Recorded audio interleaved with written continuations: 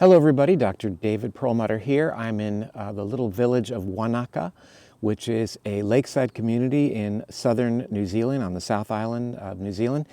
And what I'd like to talk about today is body fat. And we've known for quite some time that there's a strong relationship between excess body fat and risk for certain disease states. For example, like coronary artery disease, Alzheimer's, and obviously diabetes and even cancer.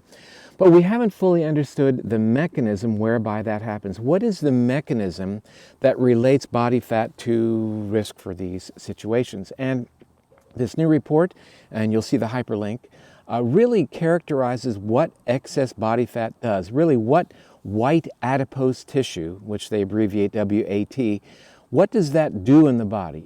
For years, we've looked upon body fat as simply being a storage depot for calories, and it is, but now we recognize that body fat is actually in and of itself an organ in the body, acts as really an endocrine organ, and that body fat, white adipose tissue, secretes chemicals called adipokines, adipo meaning fat, like, for example, tumor necrosis factor alpha and even leptin, which has a role to play in regulating appetite, adiponectin, for example. These are chemicals that are secreted from our body fat that have a huge role to play in the body in terms of things like inflammation, immune regulation, and appetite, as well as even acting to regulate oxidative stress, the action of free radicals. So I'd like you to take a look at this study. It's a little bit technical, but I think the take-home message is that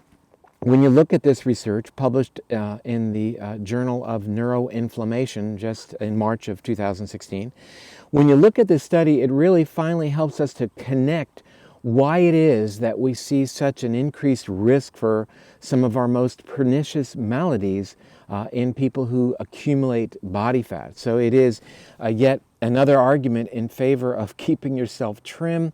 How do you do that? You do that by lowering your carbohydrates, lowering your sugars in your diet, and actually eating more healthful fat.